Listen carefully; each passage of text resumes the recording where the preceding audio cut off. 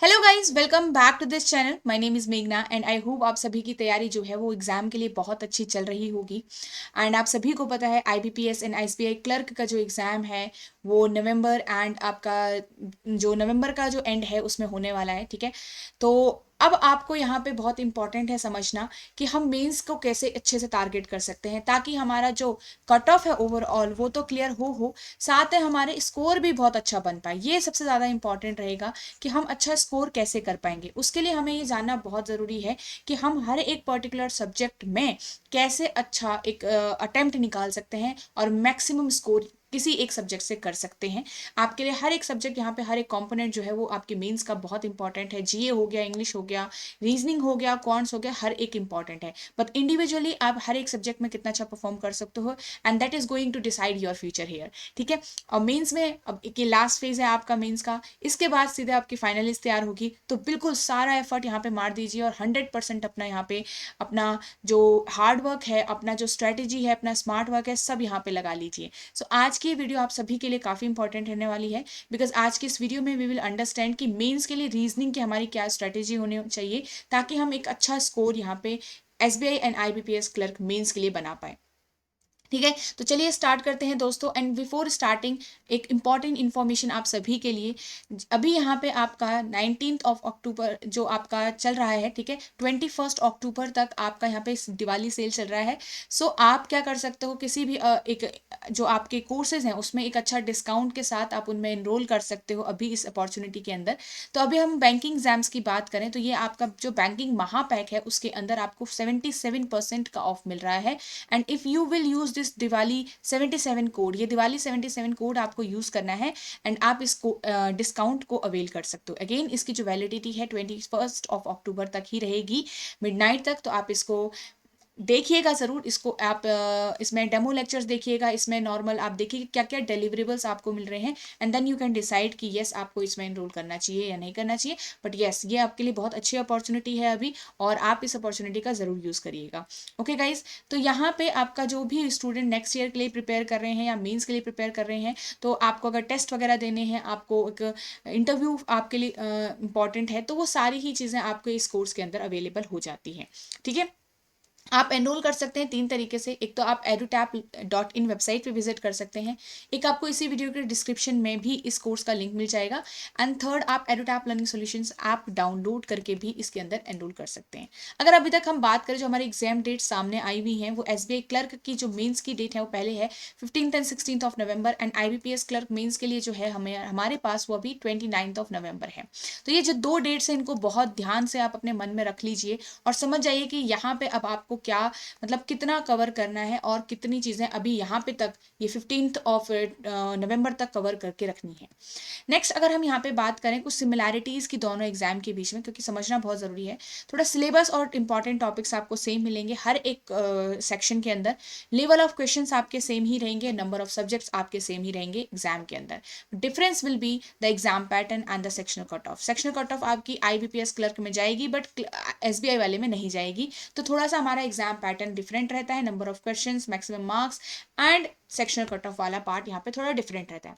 अगर रीजनिंग की हम बात करें तो मेंस में जो रीजनिंग वाला पार्ट है वो आपका कितना आता है, आईबीपीएस क्लर्क मेंस की बात करें हम यहाँ पे गाइस, आईबीपीएस क्लर्क मेंस की बात करें तो नंबर ऑफ क्वेश्चन आपके 40 आते हैं, जिसमें आपके मैक्सिमम मार्क्स कितने हो गए हैं 60। तो अभी जो आपका चॉइस है वो 40 ही है सिर्फ, और यहाँ पे आपका 60 मार्क्स का ये पेपर बनेगा और आप देख सकते हैं ड्यूरेशन आपको सिर्फ 35 मिनट्स का टाइम मिल रहा है। तो ये चीज़ याद रखिएगा कि कितना समय आपको मिल रहा है। इसमें 40 क्वेश्चंस आपको देखने हैं और 60 मार्क्स का आपका मैक्सिमम यहाँ पे रहेगा। उसी तरीके से अगर मैं एसबीआई क्लर्क की बात करूँ तो एसबीआई क्लर्क में आपके पास रीजनिंग एबिलिटी के अंदर 50 क्वेश्चन है और 60 मार्क्स हैं। तो यहाँ पे थोड़ा सा डिफरेंस है, 10 मिनट ज़्यादा भी आपके पास यहाँ पे है। ठीक है, तो 50 नंबर ऑफ क्वेश्चंस आपके हैं, 60 क्वेश्चन मार्क्स टोटल है और 45। तो आप दोनों के समय पर ही ध्यान दीजिएगा, नंबर ऑफ क्वेश्चंस आपके अलग हैं और टाइमिंग आपकी अलग है। साथ ही आपकी सेक्शनल कट ऑफ भी यहाँ पे नहीं जाने वाली एसबीआई क्लर्क में बट आईबीपीएस वाले में जाएगी। अब यहाँ पे रीजनिंग की अगर मैं बात करूँ तो जो ये रीजनिंग का पार्ट है, इसके अंदर आप देखिए कि ये जो सारे की एरियाज हैं, ये जो सारे टॉपिक्स हैं आपको कवर करने होते हैं मेंस के लिए। ये मेंस के लिए बहुत ज़्यादा इंपॉर्टेंट है। अब प्रीलिम्स की तरह नहीं है यहाँ पे कि नॉर्मल नॉर्मल कुछ सेकंड्स वाले क्वेश्चन आएंगे, नहीं, आपको थोड़ा सा टाइम टेकिंग क्वेश्चन आ सकते हैं, लेंदी क्वेश्चन आ सकते हैं। तो इसीलिए उनकी प्रैक्टिस करके रखो ताकि आपको एक हैबिट रहे। ठीक है, जैसे आपका कोडिंग डिकोडिंग इंपॉर्टेंट है, लॉजिकल कंडीशनल बेस्ड, मिक्स्ड आपके मशीन इनपुट आउटपुट इंपॉर्टेंट रहेगा, मिक्स्ड और same logical based, syllogism important रहेगा, इनइक्वालिटी, ये सबके कोडेड आपके काफ़ी इंपॉर्टेंट रहेंगे, ब्लड रिलेशन इंपॉर्टेंट रहेगा। सिटिंग अरेंजमेंट में different different type of sitting arrangement cover करो, 2-3 वेरिएबल वाले क्वेश्चंस को सॉल्व करना सीखो, पजल्स में सॉल्व करना सीखो, डेटा सफिशिएंसी काफ़ी इंपॉर्टेंट रहेगा। ठीक है, 2 क्वेश्चंस 2 स्टेटमेंट तक तो आपके एग्जाम में आएंगे ही आएंगे, बहुत कम चांसेस है कि 3 स्टेटमेंट वाला आए, बट स्टिल आप थोड़ा बहुत प्रैक्टिस करके रखना या फिर अप्रोच समझ के रखना कि कैसे क्वेश्चन को सॉल्व करते हैं बेसिकली। ठीक है, क्रिटिकल रीजनिंग हमारे पास यहाँ पे क्वेश्चंस 4-5 देखने को मिल सकते हैं आपको एग्जाम के अंदर, बट एक चीज ध्यान रखिएगा, आपको यहाँ पे एक्यूरेसी लेके आनी है। अगर एक्यूरेसी नहीं आ रही तो छोड़ दो, कोई दिक्कत की बात नहीं है, आपके पास और भी टॉपिक है, आप उनसे सॉल्व कर सकते हो क्वेश्चंस विद एक्यूरेसी। ठीक है, ये आपके बाकी सब्जेक्ट्स का है सिलेबस, तो आप ये देख सकते हो। आज हम यहाँ पे सिर्फ रीजनिंग के लिए कवर कर रहे हैं। तो रीजनिंग की मैं बात करूँ, आपके पास अब सिर्फ पूरे दिन तो आप रीजनिंग पढ़ोगे नहीं, और भी सब्जेक्ट्स कवर करोगे, तो आपको यहाँ पे टाइम मैनेज करना पड़ेगा बाकी सब्जेक्ट्स के साथ। अगर आपका रीजनिंग स्ट्रॉन्ग है तो उसी हिसाब से उसको टाइम दीजिए, और अगर आपका रीजनिंग वीक है तो उसी हिसाब से आपको यहाँ पे टाइम देना पड़ेगा रीजनिंग के अंदर। बिकॉज रीजनिंग रिमेंबर कि आपके पास डुएबल सेक्शन बन सकता है अगर आप इसमें अच्छी एक प्रैक्टिस कर लेते हो तो टॉपिक वाइज जो आपका रीजनिंग कवर होगा, क्योंकि हम मॉक टेस्ट नहीं काउंट कर रहे हैं अभी, मॉक टेस्ट तो ओवरऑल है ना, अभी हम सिर्फ रीजनिंग के लिए बात कर रहे हैं। तो रीजनिंग का जो टॉपिक वाइज है, आप ऑल्टरनेटली आप इसको कवर कर सकते हो। जैसे एक दिन आपने सेक्शनल टेस्ट दे दिया और एक दिन आपने रीजनिंग का कोई टॉपिक उठा लिया। ठीक है, जैसे कि ब्लड रिलेशन उठा लिया, आज आपने ब्लड रिलेशन या डायरेक्शन के 4-4 क्वेश्चन आपने सॉल्व कर लिए। पजल्स और सिटिंग अरेंजमेंट की बात करेंगे हम, 1 बाय 1 सारी स्ट्रेटेजी समझेंगे। ये मैं सिर्फ आपको टाइम मैनेजमेंट बता रही हूँ कि आप 2 से 2.5 घंटा अगर दिन का दे रहे हैं तो ये आपके लिए बहुत अच्छा रहेगा। एक दिन आप सेक्शनल दे दो और एक दिन आप रीजनिंग का वैसा नॉर्मल टॉपिक दे दो। ठीक है, तो 2 to 3 आवर्स आपको यहाँ पे देख के रखने पड़ेंगे, या फिर 2.5 आवर्स जैसा आपको यहाँ पे दिख ही रहा है। ठीक है, ये आप दे सकते हो, और इस हिसाब से बाकी भी सब्जेक्ट आप इस हिसाब से कवर कर सकते हो।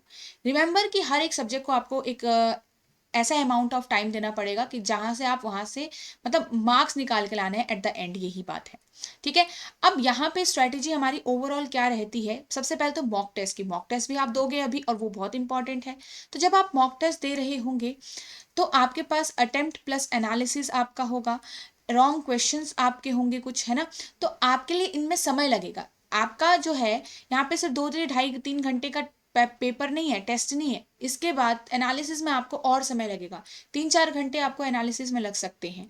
तो उस समय को आप देखिए कि उस दिन आप और क्या कर सकते हो। ठीक है, तो जब आप एग्जाम में मॉक टेस्ट दोगे तो आप अटेम्प्ट करोगे, एनालिसिस करोगे, आपको दिखेगा कि क्या क्या क्वेश्चन आपने रॉन्ग किए, क्या क्या क्वेश्चन आपने अनअटेम्प्ट किए। तो आपने रीजनिंग में देखा आपने क्वेश्चन कौन से रॉन्ग किए, तो भाई उनको तो सबसे पहले उठा दो। रीजनिंग में क्वेश्चन गलत नहीं होने चाहिए, क्योंकि इसका मतलब गलत हो रहे हैं तो या तो आपने कुछ सिली मिस्टेक किया है, और या तो आपने कोई चीज का मीनिंग गलत समझ लिया, या तो कोई वर्ड आपने गलत पढ़ लिया। ये समझना बहुत इंपॉर्टेंट है गाइस। ठीक है, नेक्स्ट इसमें आपके बाकी जो सब्जेक्ट आप यहाँ पे देख ही रहे हो, आपको रीजनिंग में जो चीज करनी है अभी वो इसके अलावा जो मॉक टेस्ट तो ओवरऑल है, मॉक टेस्ट ओवरऑल एक प्रैक्टिस आपको देगा, एक एग्जाम एक्सपीरियंस आपको देगा, बट यहाँ पे रीजनिंग में आपको क्या करना है, सेक्शनल टेस्ट भी कभी कभी दो। क्या टॉपिक वाइज टेस्ट छोड़ दें हम? नहीं, टॉपिक वाइज भी आप कवर करते रहो। जैसे आज चलो आपको लग रहा है कि आपका सिलोजिज्म अभी भी वीक जा रहा है, आपका रिवर्स सिलोजिज्म अभी भी वीक जा रहा है, तो आप क्या करोगे, उस टॉपिक को उठाओ, उस टॉपिक के 20-25 क्वेश्चन लगाओ एंड फिर वापस से मॉक में जाओ। आपको थोड़ा सा हर बार कॉन्फिडेंस बड़ा ही मतलब बिल्ड ही होगा, आपका इंक्रीज ही होगा। इस तरीके से जब आपको लग रहा है कि ये पर्टिकुलर टॉपिक अब मेरा वीक जा रहा है, जैसे आपके पास इनइक्वालिटी कोडेड है, नहीं आ रही है या जल्दी नहीं सॉल्व हो रहा है, तो फिर से वापस से टॉपिक वाइज उठाओ और उसको सॉल्व करो। ठीक है, 1 बाय 1 मैं रीजनिंग का आपको यहाँ पे बताती हूँ कि आपको कवर कैसे करना है। रीजनिंग को आपको 2 पार्ट्स में यहाँ पे डिवाइड करना है, मिसलेनियस टॉपिक्स आपके एंड आपके पजल्स एंड सिटिंग अरेंजमेंट। ये 2 टाइप में आप अपने जो रीजनिंग है उसको डिवाइड करोगे। ठीक है, सिटिंग अरेंजमेंट चैप्टर्स की बात कर रहे हैं, तो आपको ये क्या करना है, यहाँ पे पजल्स एंड सिटिंग अरेंजमेंट तो आप डेली लगाओगे। डेली आपको अभी यहाँ पे पजल्स एंड सिटिंग अरेंजमेंट लगाना है, 5-5 सेट्स लगाओ। अच्छे खासे, मतलब 5 से 6 सेट आराम से अच्छे खासे मॉडरेट टू हायर लेवल, थोड़ा सा मॉडरेट टू डिफिकल्ट लेवल यहाँ पे से आप प्रैक्टिस करो। मिक्स रहना चाहिए आपकी प्रैक्टिस, हमेशा सिर्फ हायर लेवल नहीं, मिक्स, मॉडरेट लेवल, हायर और प्लस डिफिकल्ट लेवल तक आप यहाँ पे 5 से 6 सेट लगाओ डेली। मिसलेनियस टॉपिक में जैसे आपका हो गया कोडेड ब्लड रिलेशन, कोडेड आपका डायरेक्शन हो गया, कोडेड इनइक्वालिटी हो गया, कोडेड आपका सिलॉक्स हो गया, ये आपने कवर कर लिए, ठीक है। और आपके पास क्या हो गया यहाँ पे, रिवर्स सिलॉजिज्म हो गया, ठीक है। नेक्स्ट आपके पास कोडिंग डिकोडिंग की प्रैक्टिस आपने करनी है, यहाँ पे अलग अलग टाइप ऑफ क्वेश्चंस की प्रैक्टिस करते रहो ताकि आप उसके टच में रहो, क्योंकि मॉक टेस्ट में हर एक टाइप ऑफ क्वेश्चन नहीं इंक्लूड होता ना, तो इसलिए आप उनके टच में रहा करो। इनपुट आउटपुट आपको कवर करना है अलग से, तो ये जो कुछ क्वेश्चंस हैं आपको अच्छे से चीज़ों को देखना है। अल्फा न्यूमेरिक सीरीज आपको कवर करने, जो मल्टीपल स्टेप बेस्ड क्वेश्चंस आपके यहाँ से बन सकते हैं, क्लियर है। तो ये चीज़ें हैं, ओके। तो ये मिसलेनियस टॉपिक आपके देखो कितने, अभी हमने थोड़ा सा इसको कंपाइल कर दिया है तो कितने अभी ठीक लग रहा है, राइट। तो ये आप ऑल्टरनेटिवली चला लो, ये आप ऑल्टरनेटिवली चला लो, और बाकी आप 5 से 6 सेट पजल्स के डेली लगाओ।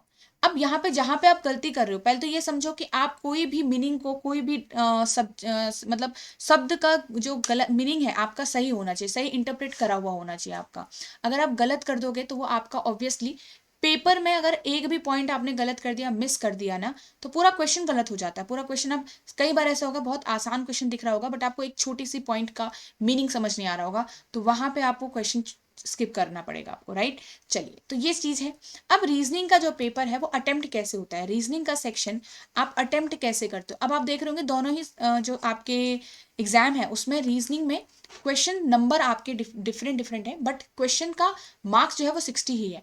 तो हम यहाँ पे रीजनिंग को 60, मतलब हमारे पास 30 प्लस, एटलीस्ट 30 प्लस हम यहाँ पे जो हमारे मार्क्स हैं 30 प्लस एटलीस्ट हम कैसे लेके आ सकते हैं रीजनिंग में। तो पहले तो मैंने आपको बता दिया कि प्रिपरेशन के समय पर आपने रीजनिंग को कैसे लेके चलना है। अब एग्जाम में कैसे कवर करोगे, तो पहले आपको पूरा सेक्शन को गो थ्रू करना है।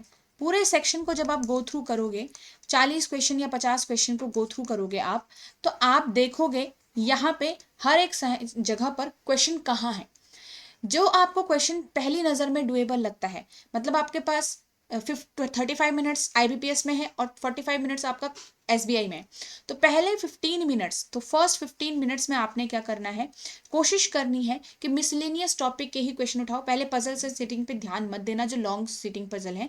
तो फर्स्ट 15 मिनट्स आपको क्या करना है, आपने सेक्शन को स्किम किया, गो थ्रू किया, देन आपने मार्क किए कुछ क्वेश्चंस, मार्क क्वेश्चंस जो आपको डुएबल लग रहे हैं। तो मैं यहाँ पे डुएबल क्वेश्चन लिखती हूँ, मार्क डुएबल क्वेश्चन, जो आपको पहली नजर में लग रहा है कि हो जाएगा और टाइम पर हो जाएगा, क्लियर है। आपने यहाँ से उन क्वेश्चंस को सॉल्व किया तो आपके 15 मिनट खत्म भी हो जाएंगे। एटलीस्ट आपने 10 से 15 क्वेश्चन यहाँ से निकाल लिए, ठीक है। 10 से 15 क्वेश्चन मैक्सिमम, मतलब आपने यहाँ से निकाल लिया। मैंने थोड़ा आपको एक रेंज दी है क्योंकि कुछ बच्चे कैसे होते हैं पढ़ने में, कुछ स्ट्रांग होते हैं, कुछ वीक होते हैं ना, तो 10 to 15 क्वेश्चंस आपने यहाँ पे से निकाल लिए जो बहुत आसानी से सॉल्व हो सकते हैं, ठीक है। चलो मान लो 12 ही किया आपने, ज्यादा नहीं किए, 10 से 12 क्वेश्चन किए। अब नेक्स्ट 15 मिनट्स या 20 मिनट्स आप क्या लगाओ, आप यहाँ पे, चलो 15 मिनट्स ही करते हैं क्योंकि हमारा IBPS भी है इसमें।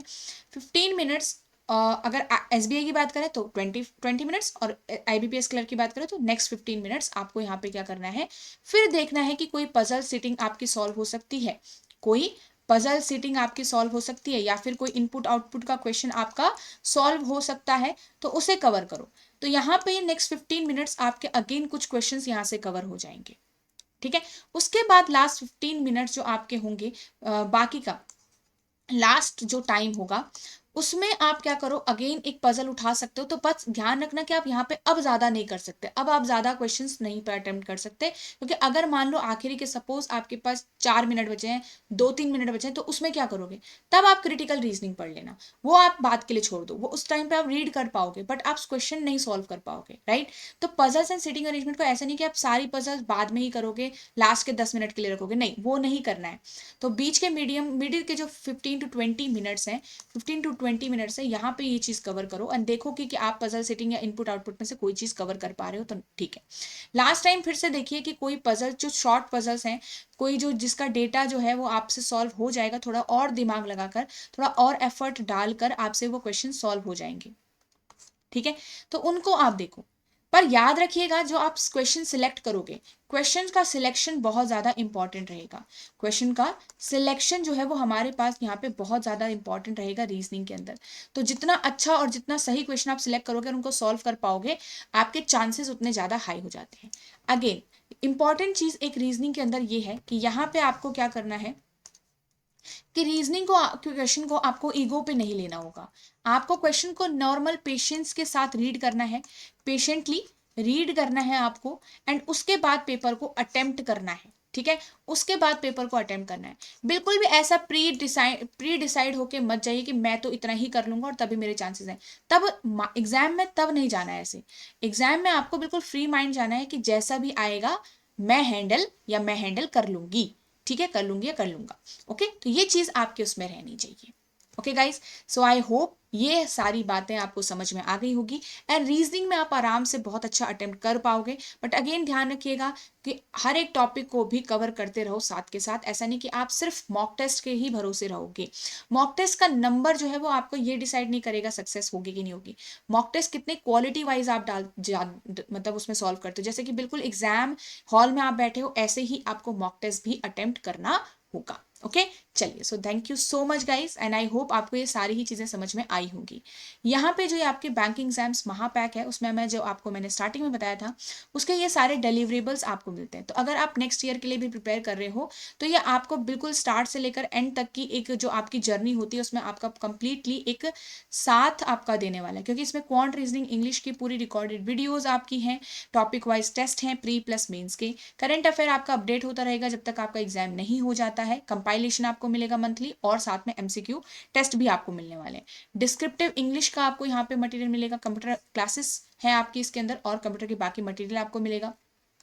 Mini mock test pure clerk level है आपके यहाँ पे, फुल लेंथ मॉक टेस्ट भी आपके प्रीलिम्स और मेंस लेवल के, एंड प्रीवियस ईयर पेपर्स भी आपके प्रीलिम्स और मेंस लेवल के यहाँ पे आपको मिलेंगे विद आंसर कीज। आपके यहाँ पे इंटरव्यू गाइडेंस भी कंप्लीट आपको मिलेगा एंड मेंटर सपोर्ट भी आपको मिलेगा। तो अगर आपको कभी कोई दिक्कत आती है तो you can directly ask your doubts live. तो ये सारी ही चीज़ें आपको इस बैंकिंग महापैक के अंदर मिलती है और ये इन 6 एग्जाम्स को कैटर करने वाला है आपके एग्जाम के लिए। वैलिडिटी आप यहाँ पे से हिसाब से चूज कर सकते हो एंड अगेन आप देखोगे तो यहाँ पे आपके अभी जो है बहुत अच्छा डिस्काउंट आपको चल रहा है। जो इसकी वैलिडिटी है वो 21 मतलब यानी आज ही आपकी आखिरी है। तो आप इसको एनरोल ज़रूर करिएगा अगर आपको ये लग रहा है कि ये कोर्स आपकी जर्नी के लिए हेल्पफुल होगा। तो अगेन आपका 77% अभी इसमें आपका ऑफ चल रहा है। दिवाली 77 आपको कोड यहाँ पे यूज़ करना होगा। Okay, so thank you so much guys and I hope this video is going to help you in reasoning part. And यहाँ पे आप इस चैनल को ज़रूर सब्सक्राइब करिएगा अगर आप एक न्यू स्टूडेंट हो, ताकि आप कोई भी इंपॉर्टेंट सेशन यहाँ से आप मिस ना करो।